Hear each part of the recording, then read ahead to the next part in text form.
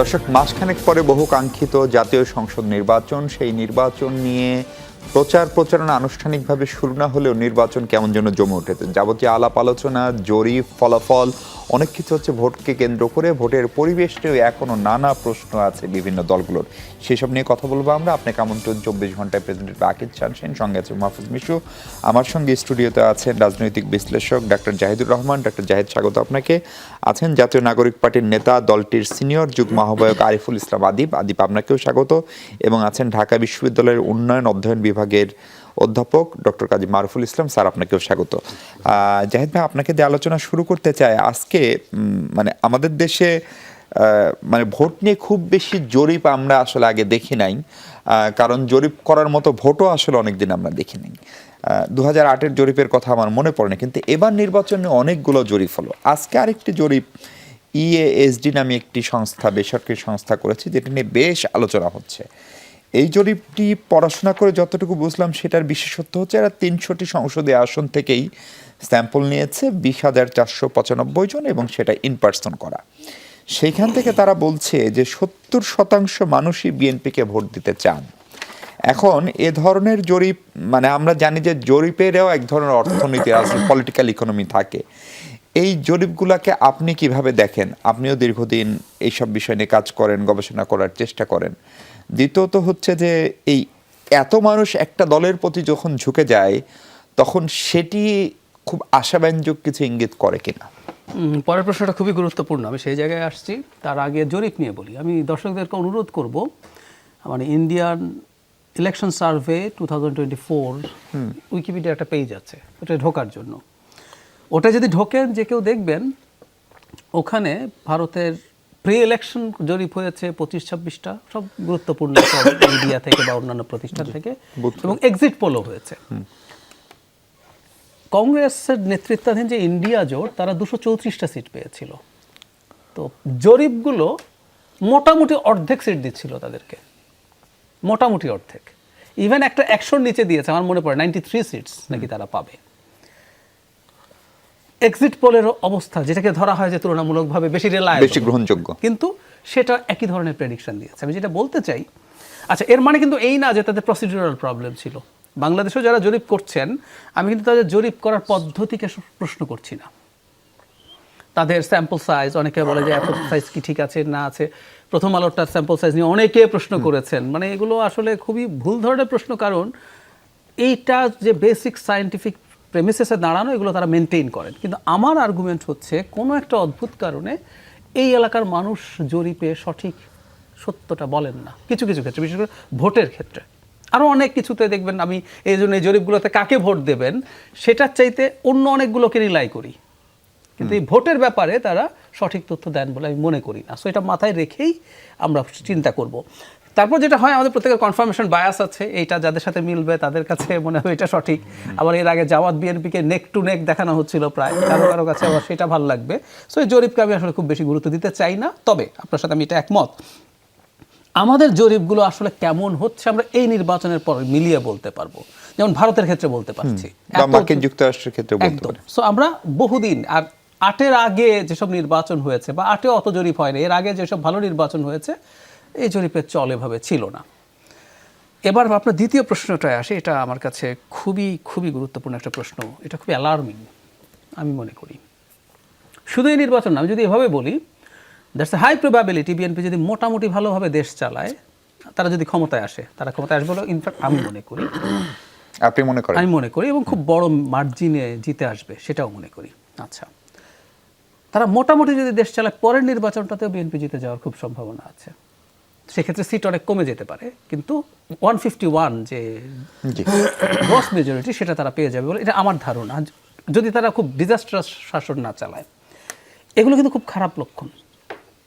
Fair নির্বাচনেও যদি আপনি জিতে যাবেন এটা মনে হয়, দিনের শেষে সেই সরকার আসলে ভালো করার কথা না। কারণ হলো, নির্বাচনী ব্যবস্থায় আমরা নির্বাচনকে একটা ডেটারেন্ট হিসাবে বলি যে আপনি খারাপ চাইলেও হতে পারবেন না, কারণ আপনার সামনে একটা নির্বাচন আছে যেটা ফেস করতে হবে। সো আপনি মানুষের জন্য ফ্যাসিলিটি দেবেন, মানুষের ওয়েলফেয়ার করবেন, আপনি দুর্নীতি করাবেন, গুড গভর্নেন্স দেবেন। কিন্তু আপনি যদি দেখেন আবারও জিতে যেতে পারেন, তখন না ওই সরকারের গা ছাড়া ভাব আসার প্রবণতা হয়। সুতরাং আমি এই নির্বাচনেও যে 70% আমি কিন্তু এটাকে সঠিক মনে করি। আমি সঠিক কিনা নির্বাচনের পর বোঝা যাবে, কিন্তু এটা আসলে ভালো সাইন না। যে দলটা জিততে যাচ্ছে সে মনে করবে আমি জিতেই যাচ্ছি, যদিও জনাব তারেক রহমান বহুবার বলেছে নির্বাচন টাফ হবে। আমি মনে করি এটা উনি এক ধরনের তার দলকে অন দ্য টোজ রাখার জন্য, চাঙ্গা রাখার জন্য বলছেন, কিন্তু উনিও এটা মনে করার কারণ আছে। জি, আদিব আপনার কাছে আসি। ধরেন এইবারের নির্বাচনটার সম্ভবত অন্য যে কোনো নির্বাচনের সঙ্গে প্রধানতম পার্থক্য হচ্ছে নির্বাচনের আগের এই 1.5-2 বছর। এবারে যে পরিস্থিতিতে এই অন্তর্বর্তী সরকার দায়িত্ব নিয়েছে সেটা ইউনিক, সেটা অনন্য, এবং সেটার পিছনে অনেকের অবদান রয়েছে। এবং তার পরিপ্রেক্ষিতে আপনি যে দলটির নেতৃত্ব দিচ্ছেন সেই দলটির জন্ম সম্ভবত গণ-অভ্যুত্থান না হলে এনসিপি নামে কোনো রাজনৈতিক দল হতো না, এবং একটা বিকল্পকে সেটা দেয়ালে লেখা ছিল, এবং বিকল্প কেউ নাই এই অজুহাত দীর্ঘদিন বাংলাদেশের মানুষকে দেখানো হয়েছে। কিন্তু এইবারও কি আমরা আসলে বিকল্প তো ব্যর্থ হচ্ছি? এবং এই জরিপের যে ফলাফল সেটা এনসিপির জন্য, এমনকি জামাতের জন্য, এবং আপনারা 3-4 দল মিলে যে জোট করেছেন তাদের জন্য ভীষণ হতাশার। সেইটা আপনাদেরকেও খানিকটা হতাশ করে কিনা? একটা জিনিস এখানে যোগ করি, ভোটের মানে পপুলার ভোট বুঝতে পারছি আমাদের এই সিস্টেমে ফার্স্ট পাস দ্য পোস্টে, কিন্তু পপুলার ভোট আর সিটের ক্ষেত্রে একটা পার্থক্য হতে পারে। ধন্যবাদ আপনাকে এবং সিনিয়র আলোচক যারা আছেন। প্রথমত হচ্ছে যে আমি মনে করি এটা হতাশা নয়। কারণটা হচ্ছে গণ-অভ্যুত্থান পরবর্তীতে আমরা যেভাবে প্রত্যেকটা ক্ষেত্রে বিকল্পকে এই প্রশ্নটি যখন আসছে, তখন আমি মনে করি বিকল্পর একটা আগামী দিনের সম্ভাবনা হইতে পারে, সেটার একটা শুরু হয়েছে। আপনি যদি বাংলাদেশের স্বাধীনতা পরবর্তী দলগুলো প্রত্যেকটাই দেখেন, আপনি বিএনপি বলেন, আওয়ামী লীগ তো স্বাধীনতার পূর্বে 23 বছর লড়াই সংগ্রামের মাধ্যমে তারা আসছে। বিএনপি কিন্তু দল গঠন করার পরে টানা 3 বছর পুরো রাষ্ট্রীয় ক্ষমতায় ছিল, এবং তারপরে 9 বছর স্বৈরাচার বিরুদ্ধে আন্দোলন করছে, এর পরবর্তীতে তারা ক্ষমতা গ্রহণ করছে। এখানকার গণ-অভ্যুত্থান পরবর্তীতে যে সরকার গঠন হয়েছে, সেই সরকার এখানকার ফ্যাসিবাদ বিরোধী সবগুলো দলেরই একটা কমন বোঝাপড়ার মধ্যে দিয়েই সরকারটা গঠিত হয়েছে। ফলশ্রুতিতে এককভাবে এই সরকার কারো না, আবার এই সরকার সবার। তো ফলশ্রুতিতে এই যে গণ-অভ্যুত্থান পরবর্তীতে এনসিপি গঠিত হয়েছিল, এনসিপি সেই জায়গার থেকে বলেছিল যে আমাদের এখানকার দীর্ঘ 54 বছরের যে রাজনৈতিক সংস্কৃতি আর গত 17 বছরের যে ফ্যাসিবাদী ব্যবস্থা ছিল, এই জায়গার থেকে এনসিপি মনে করছে একটা হচ্ছে মৌলিক কাঠামোগত জায়গায় পরিবর্তন, আরেকটা হচ্ছে রাজনৈতিক সংস্কৃতির পরিবর্তন। এখন রাজনৈতিক সংস্কৃতির পরিবর্তনটা শুধুমাত্র একা এনসিপির উপরে দায় কিংবা দায়িত্ব না, এটা সামগ্রিকভাবে বিদ্যমান যে দলগুলো আছে, বিএনপি বলেন, জামাত বলেন, অন্য দলগুলোকে এই সংস্কৃতি পরিবর্তনের একটা চিন্তা এবং থাকতে হবে। এখানকার নির্বাচনী যে সিস্টেম, সেই সিস্টেমে আপনি দেখেন ইলেকশনগুলো সাধারণত নানাভাবে প্রভাবিত হয়ে থাকে। মানে একেবারে জাতীয় নির্বাচন যে সিস্টেমে হয়, কারণ আপনি দেখবেন জাতীয় পর্যায়ে অনেক গুরুত্বপূর্ণ তত্ত্ব, গুরুত্বপূর্ণ বক্তব্য নিয়ে হাজির হয় অনেক গুরুত্বপূর্ণ নেতারা, কিন্তু দেখা যাচ্ছে যে ইলেকট্রাল যে প্রসেস, সেই প্রসেসে কিন্তু দিন শেষে সে একটা কনস্টিটিউয়েন্সি জেতার জন্য যে পরিমাণ মানি, ম্যান এবং মিডিয়ার যে প্রভাব দরকার, সেটা কিন্তু অনেকে করতে পারে না।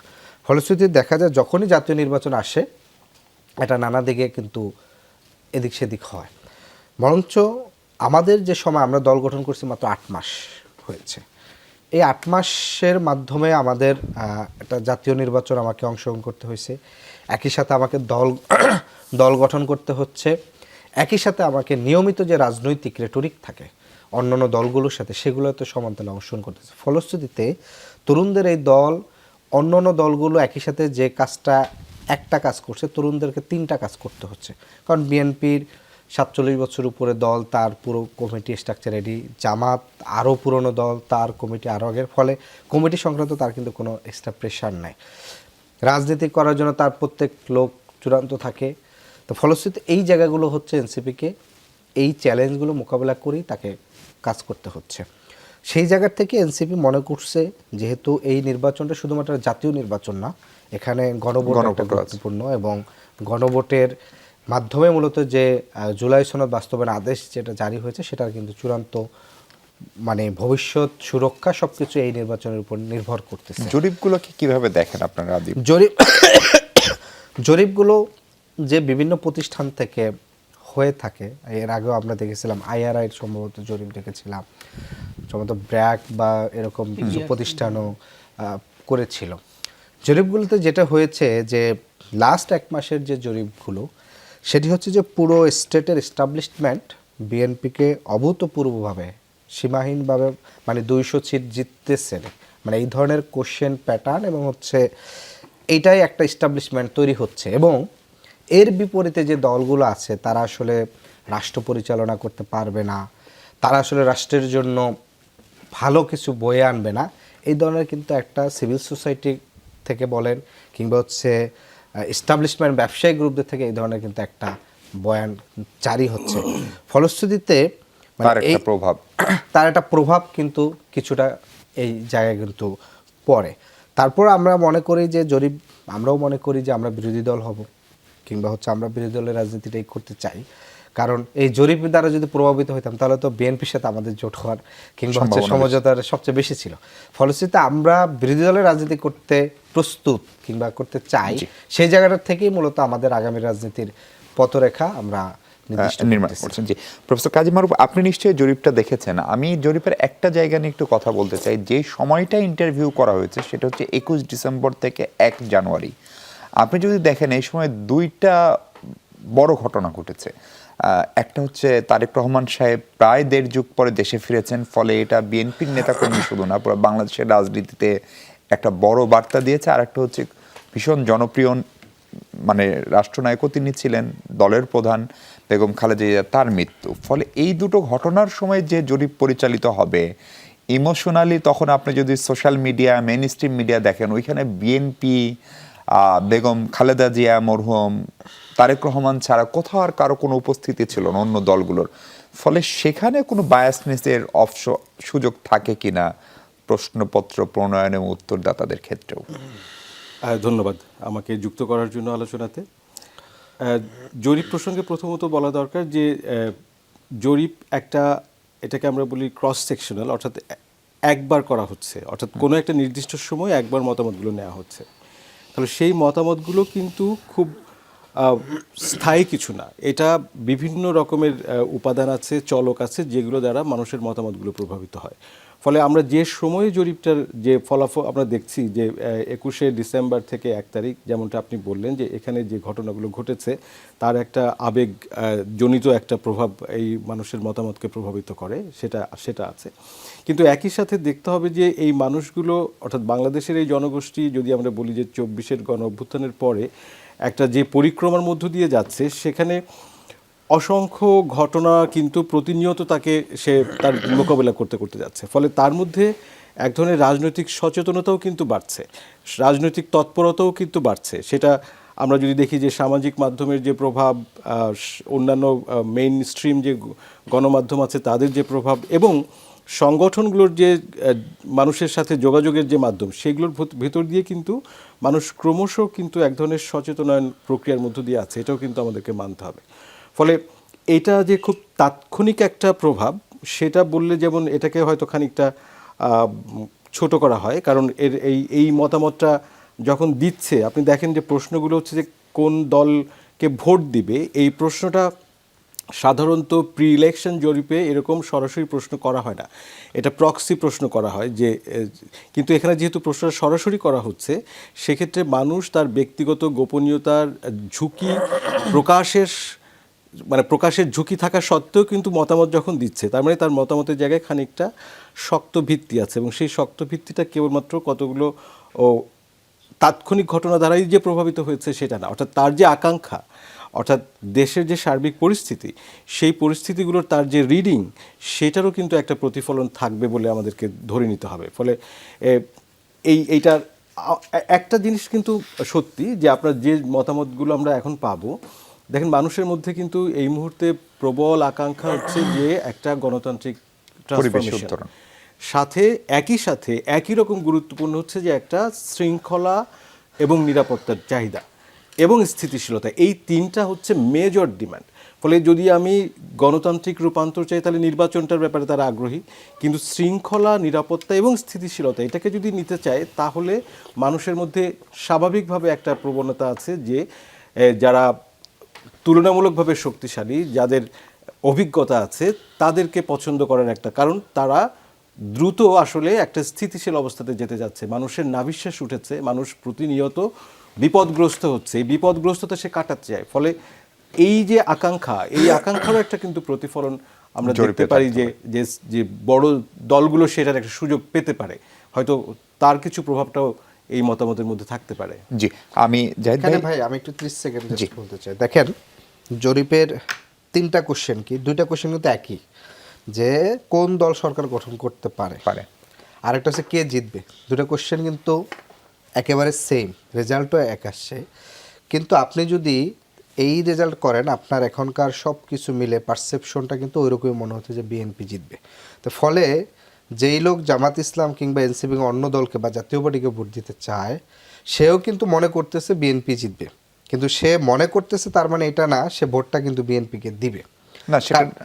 এটা একটা জায়গা থেকে যদি কোশ্চেনটা এভাবে হইতো যে কার সরকার গঠন করা উচিত, তাহলে কিন্তু এই রেজাল্টটা কিন্তু অন্যরকম হতে পারতো। আবার একটা হচ্ছে যে গত নির্বাচনে আপনি কাকে ভোট দিতে দিয়েছিলেন বা দিতে চেয়েছিলেন, দুটোই ছিল, এই কোশ্চেনটা ছিল। তো সেই কোশ্চেনটা তো আসলে এখনকার আমি মনে করি না খুব বেশি মানে 24-এর নির্বাচন, কারণ ওইটার তো কোনো এরকম নির্বাচনের পরিবেশে ছিল না, পুরোটা ডামি নির্বাচন ছিল, দিতে চেয়েছিলেন প্রশ্নটা আছে, ঠিক আছে। তো ফলশ্রুতিতে এই কোশ্চেন দুটোই হচ্ছে মানে যেই রেজাল্টটা এক্সপেক্ট করতেছে মানুষ, তাহলে আমিও তো মনে করি ধরেন সাপোজ বিএনপি সরকার গঠন করবে, তো শুরু করলে আমি তো আর বিএনপির তো আমি ভোট দিচ্ছি না। তো ফলে এই কোশ্চেনটাই মোর দ্যান 50% বায়াসড কোশ্চেন, যেটার দ্বারা আরও পারসেপশনটাকে জোরালো করেছে। কিন্তু আপনি একই জিনিস দেখেন প্রথম আলোর পেজে যখন এটা দেওয়া হয়েছে যে 70% মানুষ মনে করতেছে বিএনপি সরকার গঠন করবে, আপনি যদি সেটা সোশ্যাল মিডিয়া রিয়াকশন দেখেন, প্রায় আমি দেখলাম 1,62,000 রিয়াকশন, তার ভিতরে মোর দ্যান 70% কিন্তু আবার সেখানে তাকে হাহা দিচ্ছে। তো এই হাহা কি হচ্ছে শুধু বিরোধী দলরা দিচ্ছে, বিষয়টা কিন্তু পুরো বিরোধী দল। জিনিসটা তো এরকম হতে পারে যে বিএনপি তো সরকার গঠন করবে, এটার জন্য আবার জরিপ করতে হবে কেন? সেই এখানে অনেকগুলো ইস্যু আছে যে এই জরিপটা কিন্তু সে কোনভাবে দেখতেছে সেটার একটা জায়গা। জাহিদ ভাই, জরিপ নেওয়ার আলোচনা যখন আমরা করছি, একটু আগে চট্টগ্রামের রাউজানে মোটরসাইকেলে করে এসে যুব দলের এক নেতাকে গুলি করা হয়েছে। ঢাকার মোহাম্মদপুরে দোকানের শাটার কেটে 6 জন ঢুকেছেন এবং 70 ভরি সোনা নিয়ে চলে গেছেন। সব মিলে এই যখন আইন শৃঙ্খলা পরিস্থিতি, তখন আজকে জামাত ইসলামীর একদম শীর্ষ নেতারা কেন্দ্রীয় নির্বাহী পরিষদের বৈঠক তারা করেছেন, করে বলছেন দেশে অবাধ সুষ্ঠু নিরপেক্ষ নির্বাচনের পরিবেশ এখনো সৃষ্টি হয়নি, প্রশাসন একদিকে ঝুলে পড়ছে বা ঢেলে পড়ছে বিএনপিকে মিন করে। ফলে ধরেন আওয়ামী লীগ নাই, বাম বা যারা আওয়ামী লীগের সহযোদ্ধা বা কি বলে আওয়ামী লীগের জোট সঙ্গে ছিল তারা নাই, জাতীয় পার্টি এক প্রকার থেকেও নাই, জামাত এনসিপি একসঙ্গে জোট, এই দুটোই আর পরের শক্তি। ফলে তারা যদি এই স্ট্যান্ডে যায়, দেশে এখনো নির্বাচনী পরিবেশ তৈরি হয়নি, সেটি কি আরেকটা নতুন অনিশ্চয়তার দিকে রাষ্ট্রকে নিয়ে যেতে পারে কিনা? আচ্ছা, আমি ওই অনলাইনের রিয়াকশন নিয়ে একটা কথা বলি। মানে আমি আজ পর্যন্ত অনলাইনে একটা জরিপ দেখি নাই যেখানে বিএনপি সরকার গঠন করতে পারে। আমি প্রায় বলি, আপনি একটা পোল খোলেন, এই প্রশ্নই করেন আগামী নির্বাচনে কে জিতবে, ওটা জামাত 3 গুণ, যদি 4 গুণ না হয় অন্তত 3 গুণ ভোট পাবে বিএনপির তুলনায়। এই জন্য একটা প্রবণতা শুরু হয়েছে, 2জন ছবি দিয়ে একজনের হার্ট একজনের লাইক। হ্যাঁ, তো জনাব শফিক এত, জনাব তারেক এটা দিলেন, ওখানেও 3 গুণ 4 গুণ জনাব শফিক জিততেছেন। তো এই হচ্ছে অনলাইন। এখন অনলাইনে কি হয় আমি ধারণাও করতে পারি। কোথাও একটা জরিপ হয়েছে, জামাতের ইকোসিস্টেম আছে একটা, এটা সবাই বলেন এবং এটা তারা খুবই এফিশিয়েন্ট। আবার এটাই তাদের এখন গলার কাটা হবে, আমি সেটা পরে বলছি। তাদের বিভিন্ন গ্রুপে সম্ভবত শেয়ার করে দেন, দেওয়ার পরে সবাই ভোট টোট দিয়ে তারা জিতে গেছেন। এই যে একটা ইলুশন তৈরি হয়েছে, এটি তাদের জন্য এখন প্রবলেম হয়ে দাঁড়িয়েছে। আপনি 3 গুণ বেশি ভোট পাচ্ছেন, বিএনপির চাইতে জিতবেন, কিন্তু যদি নির্বাচনে অনলাইনের উপস্থিতি বা হাহা দিয়ে আসলে বাস্তব পরিস্থিতিকে দেখা একদম মানে এটা খুব একদম অতিরঞ্জন হবে, মানে এটা একদমই খুব কম পেলে সেটা তাদের জন্য বিপদ হতে পারে। যাই হোক, এটা গেলাম। আপনি এখন যে প্রসঙ্গে আসলেন, জামাতের নেতারা যে অভিযোগ করেছেন আমি নিশ্চিত নই এখন এমন কিছু হয়েছে কিনা। আর পলিটিক্যাল লিডারদের সব কথা ঘটে গেছে, হয়ে গেছে, কে ভিন্নভাবেও পড়ার প্রয়োজন হতে পারে, কারণ তারা তাদের রাজনীতির কারণে রেটরিক ব্যবহার করেন এবং এটা অ্যাকসেপ্টেবল। আমি এটাকে মানে খারাপ কথা, মিথ্যা কথা এভাবে বলি না। এই দেশে বা এই অঞ্চলেই, বিশেষ করে আমাদের দেশে তো প্রবণতা আছেই। এই যে বললাম যে আদিব যেটা বলছেন, কে জিততে পারে না, কাকে ভোট দেবেনও 70% পেয়েছে। এটার যদি মোটা দাগে এরকম হয় এবং ওয়াইড স্প্রেড পারসেপশন, আপনি যেটা বললেন আমিও মনে করি এটা সত্যতা আছে, যেন তারেক রহমানের আশা এবং বেগম খালেদা জিয়ার চলে যাওয়া, এই দুটো ফ্যাক্টর যদি একত্র হয়, তাহলে যদি পরিস্থিতি হয়, তখন বাংলাদেশের প্রশাসন বা স্টেটের প্রতিষ্ঠানগুলোর প্রবণতা আছে তারা যে ক্ষমতায় আসতে পারেন তার সাথে অ্যালাইন্ড হচ্ছে, যেন তারেক রহমানের সাথে সবাই গিয়ে, বড় ব্যবসায়ী সহ সবাই গিয়ে দেখা করছেন। সো এই আশঙ্কা আছে, এই আশঙ্কা থেকেই প্রিএমটিভলি তারা এই কাজটা করেছেন বলে আমি মনে করি, এবং এটা সঠিক কাজ। তাদের চাপটা বজায় রাখতে হবে যে প্রশাসন, পুলিশ কোনোভাবে, নির্বাচন কমিশন সহ সরকার, কেউ কোনোভাবে যাতে কোনো একটা দল ক্ষমতায় আসবে বলে বায়াসড হয়ে যায়, এটা আমরা কোনোভাবেই চাই না। এবং আমি সাথে যোগ করতে চাই, বিএনপিরও প্রয়োজনে, কাজটা বিএনপির না, কিন্তু বিএনপিরও প্রয়োজনে উচিত হবে এই ব্যাপারে ওয়াচডগ হওয়া, কারণ তার নির্বাচন যতটা বড় মার্জিনে হতে পারে, তার কাছ থেকে 10টা 15টা 20টা সিট যদি কম পায়, তাতে আসলে বিএনপির ক্ষতি নাই, বরং এই যে প্রভাবিত হচ্ছে বা প্রভাবিত করার চেষ্টা করা হচ্ছে স্থানীয় লেভেলে, এটা বিএনপির এই নির্বাচন নিয়ে প্রশ্ন তৈরি হয়ে গেলে তার বিপদ হবে বরং। সুতরাং এটা বিএনপিরও সতর্ক থাকা দরকার, সে তার প্রার্থীদেরকে এইভাবে যেন নিয়ন্ত্রণ করে যাতে তারা ওই ধরনের কোনো নেক্সাস তৈরি না করতে পারে। এটা বিএনপিকেও দায়িত্ব নিতে হবে। মানে প্রার্থী নিজে ভোট কম পাওয়ার ব্যবস্থা করবে, কম না, প্রভাবিত করবে না। আচ্ছা, মানে ওই যে বললাম, ধরলাম যে এখানে অ্যালাইন্ড হচ্ছে বিএনপির, আমি আরো স্পেসিফিকলি বলি, বিএনপির কোনো প্রার্থী আচরণবিধি লঙ্ঘন করেছে, স্পষ্ট, অন্যরা অভিযোগ করছে, দেখা যাচ্ছে, এখন তো ভিডিওর যুগ, পাওয়া যাচ্ছে, ব্যবস্থা নিচ্ছে না, উল্টো অন্য পাশে কিছু হচ্ছে, বিএনপির কোনো একজন সন্ত্রাসী যে বিএনপির প্রার্থীর সাথে ঘুরে বেড়াচ্ছে তাকে পুলিশ ধরছে না, এই জিনিসগুলো হতে দিতে পারা যাবে না। মানে বিএনপিকে ওয়াচডগ হতে হবে, যেখানে যেখানে এইসব হচ্ছে সেখানে যাতে তাকে ফেভার দেয়া না হয়।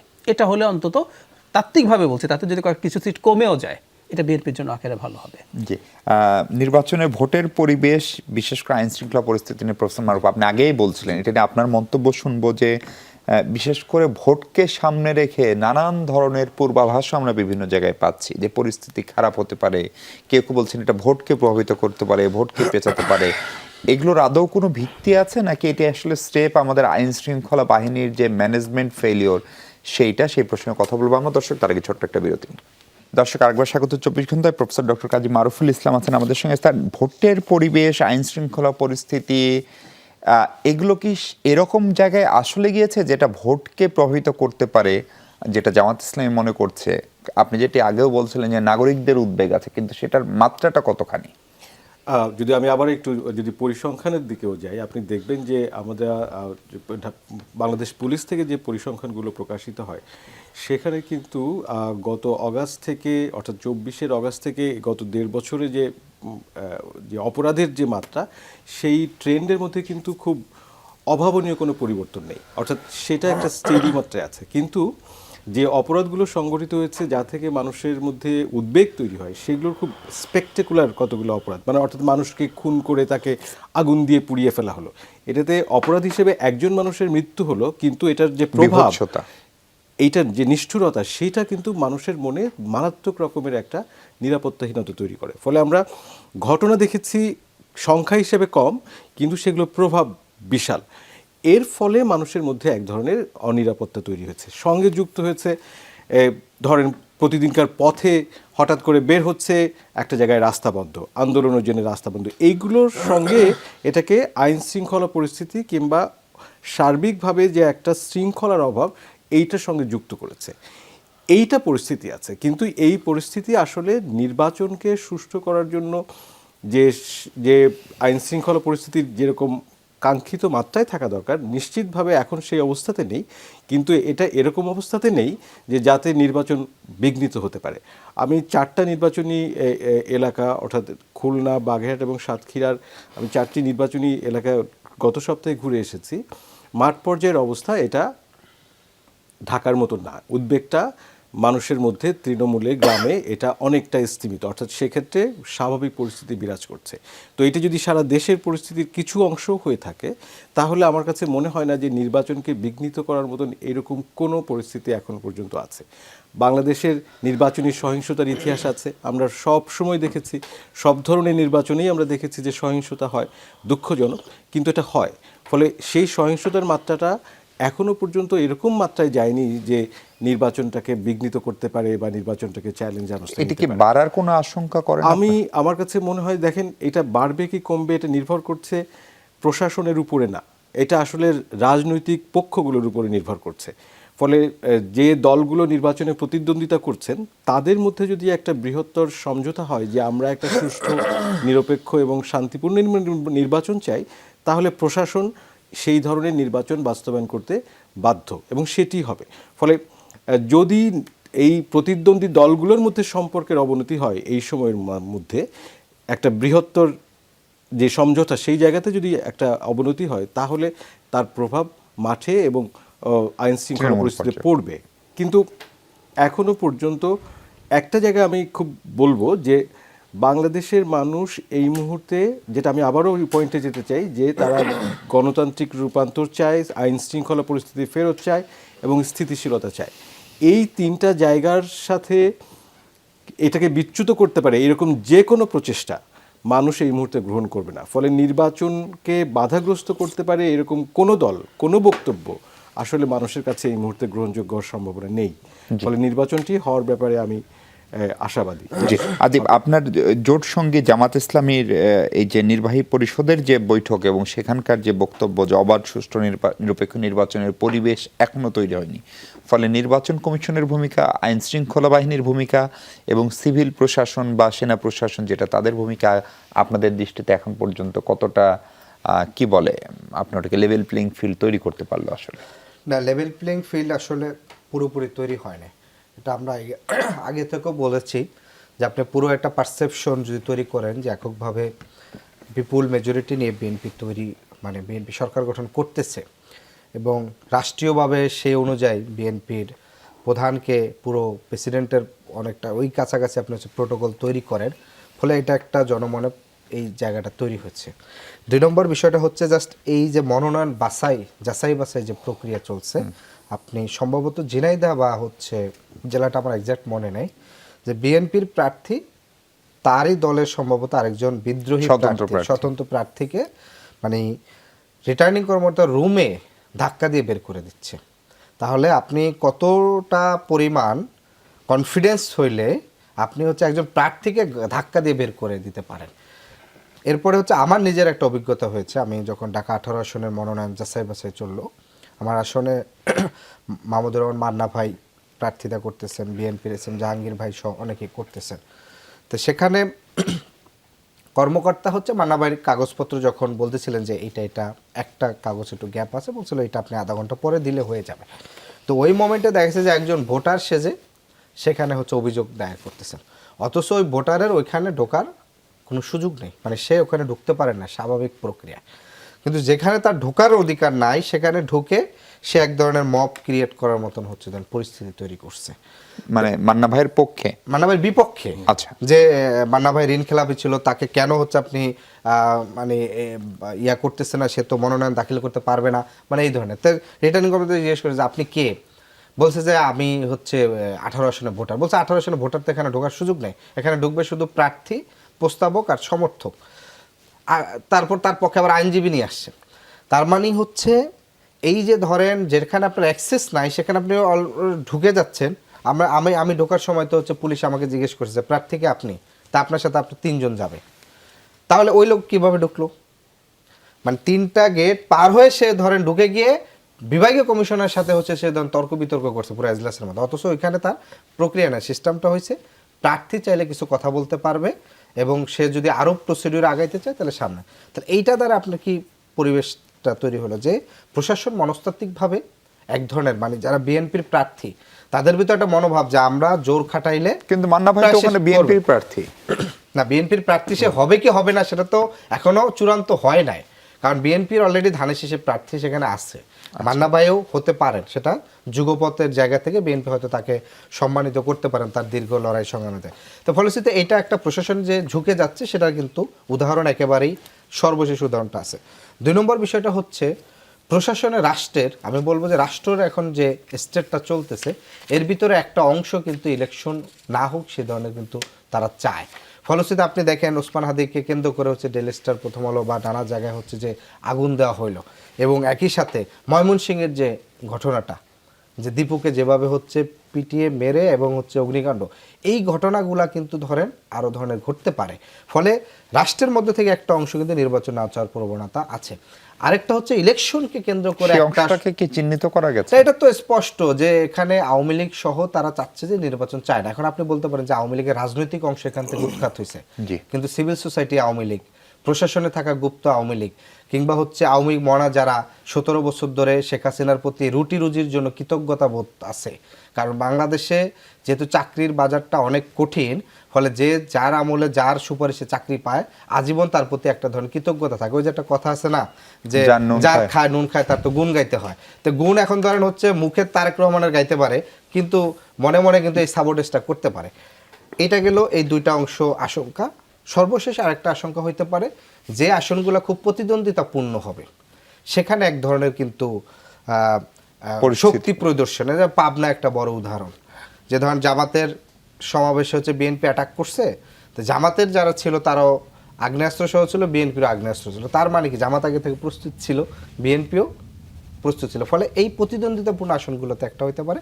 আরেকটা গুরুত্বপূর্ণ, বিএনপির যেখানে বিদ্রোহী প্রার্থী আছে, অর্থাৎ অরিজিনাল দানের শীষ, বিদ্রোহী দানের শীষ এবং স্বতন্ত্র ধানের শীষ। কারণ বিএনপি তার যুগপথের সাথে যাদেরকে ছেড়েছে তার অধিকাংশ আসনেই হেভিওয়েট প্রার্থীর বিরুদ্ধে স্বতন্ত্র বিএনপিরা নির্বাচন করতেছে।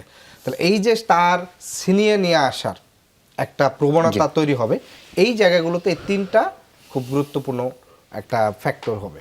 জি ভাই, আপনার কাছে যে প্রশ্নটা সেটা হচ্ছে হাসনাতের একটা বক্তব্য দেখছিলাম, উনি বলছেন যে একপক্ষে আচরণ হয়ে নির্বাচনের প্রয়োজন নয়, তারেক রহমানকে বলেন ওনার কয়টা আসন লাগবে সেটা তাকে দিয়ে দিক।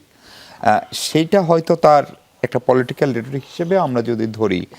আজকে আরেকটা খবর দেখলাম যে গত কয়েকদিন ধরে বিভিন্ন জায়গায় 5 জন, 10 জন, 70 জন, 80 জন করে আওয়ামী লীগের নেতা কর্মী সমর্থকরা বিএনপিতে যোগ দিচ্ছেন। আজকেও ফরিদপুরে সম্ভবত যোগ দিয়েছেন, আরও একটা উত্তরের কোন একটা জেলায় দেখলাম। ফলে এই আগামী নির্বাচনে জয় পরাজয় অথবা সরকার গঠন করা, এমপি হওয়ার ক্ষেত্রে আওয়ামী লীগের যে ভোট ব্যাংক যেটাকে বলা হয় সেটাকে অনেক বড় ফ্যাক্টর হয়ে দাঁড়াচ্ছে। আমি মনে করি না এটা খুব বড় ফ্যাক্টর হবে, তবে মোটামুটি ফ্যাক্টর হবে। কিছু কিছু জায়গায় আওয়ামী লীগের এখনও যথেষ্ট ভোটার বেজ আছে। সবগুলো দল চেষ্টা করা উচিত। আমি কিন্তু এই কথাটা বহুবার বলেছি, এটা এখন বিএনপিতে যাচ্ছে বলে না, জামায়াতে আগে গেছে বা যে কোনোখানে যখন যাবে, এনসিপিতেও কখনো কখনো এরকম নিউজ এসছে। যাদের বিরুদ্ধে ফৌজদারি কোনো অপরাধের অভিযোগ নেই, আওয়ামী লীগের এই মানুষজনকে, এই সোসাইটির মানুষ তো ভোটার বলি আমরা, এবং অনেকে একটা অভিযোগ করছে জামাত তাদেরকে অ্যাট্রাক্ট করার জন্য এটা করছে। আম ওকে উইথ দ্যাট। আপনি আওয়ামী লীগের ভোট নিতে চাইবেন না? আমার হিসেবে তো অ্যারাউন্ড 20% মানুষ এখনও আওয়ামী লীগ করে। খুবই মর্মান্তিক সত্য, আমি এটা মেনে নিতে আমার কষ্ট হয় যে এই দলটা এভাবে সমর্থন করে, কিন্তু এটা তো ফ্যাক্ট। সুতরাং এটা আমি আসলে প্রবলেম দেখি না। কিন্তু এটা যে অনেক বড় ফ্যাক্টর হবে এই নির্বাচনে আমার কাছে সেটা মনে হয় না। কিন্তু যেটা ঘটে, প্রত্যেক ক্যান্ডিডেট আসলে তার সিটে সে চেষ্টা করছে যে সে যাতে সেফ থাকে। কারণ জামায়াতে ইসলামীর অনেকের মধ্যে আওয়ামী লীগের অনেকের মধ্যে জামায়াতে ইসলামীকে ভোট দেওয়ার প্রবণতা তৈরি হতে পারে, এবং আওয়ামী লীগের কোনো স্ট্র্যাটেজিক কারণে এই ধরনের একটা আহ্বান আওয়ামী লীগের থেকে আসতেও পারে, বিএনপি যাতে খুব শক্তিশালী হয়ে না ওঠে। বাংলাদেশে ইসলামিস্ট, যদিও এনসিপি এখন গেছে সাথে, কিন্তু তারপরও মোটা দাগে এটা আসলে ইসলামিস্ট জোট। এই 30টা সিট যদি বাদ দেন, এবি পার্টির 3টা বাদ দিলে যা থাকে এরা সব আসলে ইসলামিস্টদের ভোট। সো বাংলাদেশে ইসলামিস্টরা শক্তিশালী হয়ে উঠছে, এটা ভারতের ন্যারেটিভকেও সাহায্য করে। সো এটা হতে পারে। এখন বিএনপি হয়তো এটাকে কাউন্টারঅ্যাক্ট করতে চাইছে। সো আমি এটার মধ্যে আসলে প্রবলেম দেখি না, কিন্তু এটা খুব মেজর ফ্যাক্টর এবারকার নির্বাচনে হবে আমার। কিন্তু 20% ভোট যে কোনো জোটের পক্ষে গেলে সেটা ধরেন বিশেষ করে প্রতিদ্বন্দ্বিতাপূর্ণ যেগুলো আসন, আগের নির্বাচন হিসাব বলে 10, 11, 12 হাজার ভোটে অনেকগুলো নির্বাচনে আসলে জিতে আসা যায়, যে কারণে জামাত এই দেশের রাজনীতিতে জামাত অথবা জাতীয় পার্টি খুব ফ্যাক্টর হয়েছিল। ফলে সেই ফ্যাক্টরটা কাজ করবে না? আমার কাছে মনে হয় না, কারণ আওয়ামী লীগের এই 20% ভোটের যে কথা বলছি এটা খুব ওয়াইড স্প্রেড এরিয়াতে আছে বলে আমার ধারণা না। মানে ন্যাশনালি না, এটা রিজিওনাল, তাদের রিজিওনাল জায়গায় আছে। এই যে যেমন ধরুন 70% বিএনপি পাবে, 70% ধরে নেই যদি তারা ভোট দেবেন, 70% যদি ভোট দেন 210 সিট হয়, কথার কথা বিএনপি যদি 70% সে ভোট পায়, সে সম্ভবত 270-80 সিট পেয়ে যাবে, তাই না? এই জরিপে কিন্তু এই প্রবণতাটার কথা বলা আছে যে দেখাচ্ছে যে যারা আওয়ামী লীগ করতো তাদের একটা অংশ কোথায় যাবে, জামাতে যাবে, একটা অংশ জামাতে যাবে, কিন্তু একটা উল্লেখযোগ্য অংশ বিএনপিতে যাবে। মানে মানুষগুলো তো রাজনৈতিক সক্রিয়তায় যুক্ত হতে চায়, তারা তো ভোটার, কারণ স্থানীয় পর্যায়ে মানুষ তার উপস্থিতি এবং তার পরিচয়টাকে তো প্রকাশ করতে চায়, ফলে সে এই পুরো রাজনৈতিক প্রক্রিয়া থেকে বাইরে থাকতে চাইবে, এটা ঘটবে না। ফলে সে আসলে কিন্তু কোনো না কোনো পক্ষে যাবে, এবং সেই পক্ষে যাওয়ার জন্য তাদেরকে অ্যাট্রাক্ট করার জন্য জামাত ইসলামী অনেক বেশি সক্রিয়। আমরা শুরু থেকেই দেখছি যে জামাত ইসলামের সঙ্গে এক ধরনের সম্পর্ক তৈরি হয়েছে, সেটা দেখা গেছে অনেক জায়গাতে। ফলে তারা চেষ্টা করবে, ফলে বিএনপিও চেষ্টা করবে। কিন্তু প্রশ্নটা গুরুত্বপূর্ণ জায়গায় যেখানে, সেটা হচ্ছে যে আমি আবারও বলবো যে আমি 24-এর গণ অভ্যুত্থানের কথা বলবো, যে এই অভ্যুত্থানের একটা নৈতিক শক্তি ছিল। সেই নৈতিক জায়গাটা যদি আমাদের এখনকার রাজনৈতিক দলগুলো রক্ষা না করে, তাহলে সেই পুরনো গল্পের মধ্যে আমরা ফেরত যাচ্ছি। অর্থাৎ কে কি করলো, কার কি আদর্শ, সেগুলোর কোনো মাথা না খেয়ে এখন আমার ভোটে জিততে হবে, তাহলে আমি ওদেরকে দলে নিয়ে নিচ্ছি। এইটা একটা দুঃখজনক ব্যাপার। এটা জামাত ইসলামীও করছে, বিএনপিও করছে। আপনি কিছু ছোট করে এখানে একটু অ্যাড করতে চাই, সেটা হচ্ছে যে আওয়ামী লীগের মোরালেস 20% এটা কোনোভাবেই নেই। কারণ আপনি যদি সর্বশেষ 24-এর ইলেকশনে ধরেন, আমাদের না, মানে আমাদের যেটা পারসেপশন, যে 24-এর ইলেকশন আসলে অরিজিনাল কত পার্সেন্ট ভোট পড়ছে, আওয়ামী লীগ দেখাইছে 27, 40, 39 দেখাইছে, মোরালেস 10+- এটা গেল একটা ইস্যু। 2 নম্বর হচ্ছে আওয়ামী লীগের যে একটা বড় ভোট ব্যাংক ছিল, তারা সংখ্যালঘুদের ভোটটাকে ক্যাশ করতো যেভাবে, সংখ্যালঘুর নেতৃত্বের সাথে অভ্যুত্থান পরবর্তীতে আমাদের স্পেশালি আমার তখন বৈষম্যবিরোধী শিক্ষার্থীদের মানে আন্দোলনের প্ল্যাটফর্মের পক্ষ থেকে আমার একটা লিয়াজের দায়িত্ব ছিল। তারা কিন্তু এই জায়গাটা এখন আর এককভাবে ওন করে না। দ্বিতীয়ত এবার যে ভোটটা আসবে, যে আওয়ামী লীগের ডাইহার্ট, কারণ একটা গণ অভ্যুত্থান এবং হচ্ছে এই গণহত্যার পরে, মানে আগের নির্বাচন, মানে 24-এর নির্বাচনটা তো গণহত্যার আগে হয়েছে, সেখানেই যখন আওয়ামী লীগ হচ্ছে যদি 20% তার ডাইহার্ট, মানে এখনো যদি থাকে তার মানে ডাইহার্ট 20% লোকরে তো সে নিতে পারে না, বুথে ভোট কেন্দ্রে নিতে পারে না, সেখানে অ্যাভারেজ ছিল 10%, তাহলে গণহত্যার পরে সেটা 10 ক্রস করাটা 10+- সর্বোচ্চ হতে পারে। হলো তারা কি একসাথে কি সিদ্ধান্ত নিয়ে ভোট দিবে, এইটার হচ্ছে কোনো লিডারশিপ নাই এখন পর্যন্ত। প্রথমত সংখ্যালঘু ভোটটা আলাদা হয়ে যাবে, কারণ তারা তাদের মতন করে হচ্ছে ভোট দিবে। দ্বিতীয়ত অধিকাংশ হচ্ছে এবার আসনের প্রার্থী দেখে মূলত ভোটটা টানতে পারবে। ওই আসনে যারা আওয়ামী লীগের সমর্থন ছিল তারা চিন্তা করবে যে হ্যাঁ, ভোটটা ওই আসনে যে প্রার্থী, জামাতের প্রার্থী, বিএনপির প্রার্থী কিংবা এনসিপির প্রার্থীর তুলনামূলক আলোচনা করে মূলত লোকাল এই ভোটটা যাবে। আদিব, একজন ইলেকশন কমিশনার আজকে বলেছেন যে এই নির্বাচন ভাবমূর্তি পুনরুদ্ধারের নির্বাচন, এবং প্রধান নির্বাচন কমিশনার বলছে এখন পর্যন্ত উনি আশাবাদী একটা সুষ্ঠু নির্বাচন দিতে পারবে। ফলে ইলেকশন কমিশনের ভাবমূর্তি পুনরুদ্ধার কিংবা প্রধান নির্বাচন কমিশনের এই যে একটু মানে খুব শক্ত আশা না, সেইটার চেয়ে একটা ভালো নির্বাচন তো আসলে বাংলাদেশ নামক রাষ্ট্রটার অস্তিত্বের জন্যই জরুরি। সেই প্রসঙ্গে আমরা কথা বলবো দর্শক, তার আগে আবার একটা বিরতি নিই। দর্শক, আরেকবার স্বাগত 24 ঘন্টায়। আদিব, আপনাকে জিজ্ঞেস করছিলাম যে এই নির্বাচন কি কেবলমাত্র নির্বাচন কমিশনের ভাবমূর্তি পুনরুদ্ধারের নির্বাচন, নাকি এটা আসলে একটা নতুন রাষ্ট্র বিনির্মাণের নির্বাচন হতে যাচ্ছে? এবারের যে নির্বাচনটা, এটা তো শুধু একটা জাতীয় নির্বাচন বা ক্ষমতার পরিবর্তন নির্বাচন না। প্রথমত হচ্ছে এখানকার যে জুলাই আগস্ট গণঅভ্যুত্থানের পরবর্তীতে একটা নতুন বাংলাদেশের নাগরিক মর্যাদার সামাজিক সুবিচার আকাঙ্ক্ষা তৈরি হয়েছে, সেটার একটা গণভোটের নির্বাচন, একই সাথে জাতীয় নির্বাচন।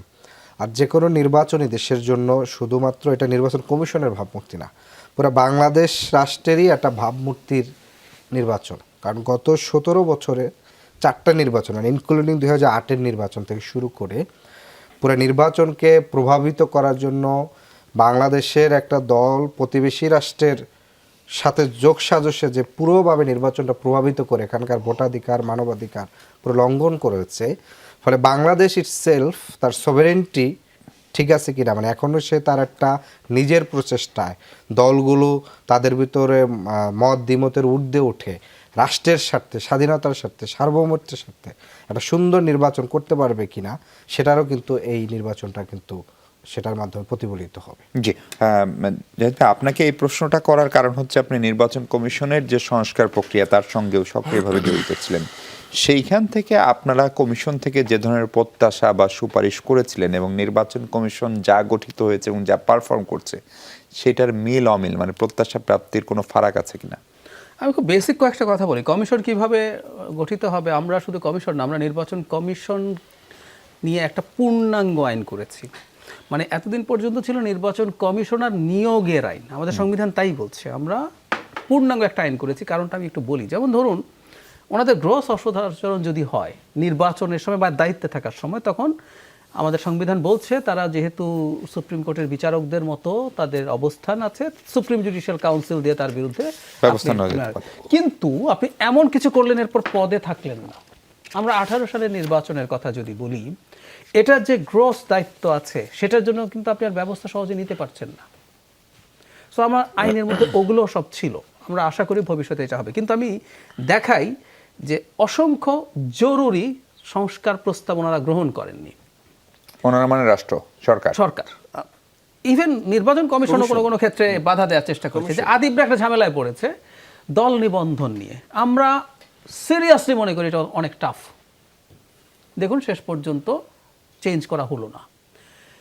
ব্যক্তি মানে স্বতন্ত্র যারা নির্বাচন করবে, আমরা একটা সংখ্যা বলেছি 500 ভোট, 500 মানুষের, এটা 1% 1000 দিতে পারে, এটা 1000 এরকম একটা কিছু, মানে 1%, এটা আমরা চেঞ্জ করতে বলেছি। প্রথম কথাটা হচ্ছে এটা তুলে দেওয়া যাবে না, এটা নিয়ে আমরা আলাপ আলোচনা করেছি, অনেকে বলছিলেন, কারণ এতে না এত বেশি মানুষ দাঁড়িয়ে যেতে পারে এবং আপনি নিশ্চয়ই জানেন ওই যে একটা এজেন্ট ব্যবসা আছে, তো এটা ঠেকার একটা বার দরকার। কিন্তু এটা এত উঁচু হওয়া একেবারেই ভুল, অবাস্তব, একেবারেই অবাস্তব, একেবারেই অবাস্তব। আপনি আপনার গোপন, মানে আপনি যা কাউকে ভোট দিচ্ছেন, খেয়াল করুন, আপনি দলের কর্মী বা নেতা এটা প্রকাশ্য ব্যাপার, আপনি কাকে ভোট দিচ্ছেন সেটা তো আসলে প্রকাশ্য ব্যাপার না, কিন্তু আপনি এই ডকুমেন্ট এখানে দিয়ে দিতে চাইছেন, এটা কিন্তু কোনোভাবেই আসলে অনুচিত। এগুলো করছে, এই জন্য এরকম অসংখ্য ইস্যু আছে যেগুলো আসলে তারা ঠিকমতো করেননি। আর কমিশনের যে শক্তি দেখছি এটা ঠিক আইনেরও ব্যাপার না। আমাদের যে যে শক্তিশালী কমিশনগুলো হয়েছে, ইভেন তখন আইনও ছিল না। শাহাবুদ্দিন সাহেব যে নির্বাচনটা করেছেন, এর পরবর্তীতে যেটা 96 যে নির্বাচন, জাস্টিস হাবিবুর রহমান, ওই সময়কার যে নির্বাচন, তো ওখানে তো তা ছিল না, কিন্তু নির্বাচন কমিশন তো শক্তিশালী এবং ভালোভাবে নির্বাচন করতে পেরেছে। তার মানে আসলে আমরা এই কথাটা আসলে অনেক দিন থেকে বলছি, এগুলো করা দরকার আছে, কিন্তু দিনের শেষে সদিচ্ছার প্রশ্ন, সেটা আমার কাছে মনে হয় না যথেষ্ট ছিল। হ্যাঁ, মারুফ স্যার, আপনার কাছে প্রশ্ন হচ্ছে, দুটো নির্বাচন হতে যাচ্ছে, আমরা সব আলোচনা জাতীয় সংসদ নির্বাচনকে করছি, একমাত্র প্রধান উপদেষ্টার পেজ ছাড়া আর কোথাও আমার চোখে অন্তত গণভোট নিয়ে কোনো ধরনের প্রচারণা চোখে পড়েনি। কিন্তু গণভোট যদি কোনো কারণে হ্যার বদলে না জিতে, তাহলে একটা ভয়ঙ্কর সাংবিধানিক সংকটও হওয়ার কথা বোধহয়। ফলে সেই জায়গাটাকে আমরা এড়িয়ে যাচ্ছি কিনা রাজনৈতিক দলগুলো? রাজনৈতিক দলগুলো সবাই এড়িয়ে যাচ্ছে এটা মনে হয় না, কিন্তু একটা মানে কয়েকটা রাজনৈতিক দল এটাকে এড়িয়ে যাওয়ার চেষ্টা করছে। কিন্তু আসলে বাংলাদেশ এখন যে অবস্থাতে আমরা আছি, অর্থাৎ আমাদের যে আকাঙ্ক্ষা, এই গণ অভ্যুত্থানের যে আকাঙ্ক্ষা, সেই আকাঙ্ক্ষাটার বাস্তবায়ন করা ছাড়া, অর্থাৎ সেটাকে একদম এড়িয়ে কোনো রাজনৈতিক শক্তি যে খুব একটা স্বস্তিতে শাসন ব্যবস্থা সৃষ্টি করতে পারবে সেটা মনে করে নেওয়াটা ঠিক হবে না। ফলে এই মুহূর্তে দলগুলো হয়তো পূর্ণ নির্বাচনী প্রচারণাতে নেই বলে হয়তো গণভোটের ইস্যুটা অতটা আসছে না, কিন্তু আমরা দেখব যে আগামী কয়েক সপ্তাহের মধ্যে এটা যতটা আগাবে, এই গণভোটের প্রসঙ্গটা আরও বেশি আলোচিত হবে। এবং আমি নিশ্চিত, আমি বাংলাদেশের মানুষদের সম্পর্কে আমি উচ্চ ধারণা পোষণ করি যে আসলে এটা মানুষের মস্তিষ্ক থেকে, তার চিন্তা থেকে চলে যায়নি, এটা বারবার করে আসবে, ফলে এখানে তার পছন্দটা সে প্রয়োগ করবে। তবে রাজনৈতিক দলগুলোর আরেকটু প্রোঅ্যাক্টিভলি যদি এখানে কাজ করাটা জরুরি, অর্থাৎ যে পক্ষই পছন্দ করুক, অর্থাৎ গণভোটের পক্ষে হার পক্ষে অথবা নার পক্ষে করুক, কিন্তু তারা সক্রিয়ভাবে এই মেসেজটা আসলে নাগরিকদের মধ্যে, ভোটারদের মধ্যে নিয়ে যাওয়া দরকার। এক্ষেত্রে আমি মনে করি যে মিডিয়া, তার একটা বড় রকম ভূমিকা আছে, যে তারা যেন এটা রাজনৈতিক দলগুলোকে ভুলতে না দেয়। কারণ এটা আমাদের যে ওয়াচডগের যে ভূমিকাটা, সেই ভূমিকাটার থেকে যেন পিছু না হটে, বারবার করে বলতে থাকা যে এই কাজটা কিন্তু আছে।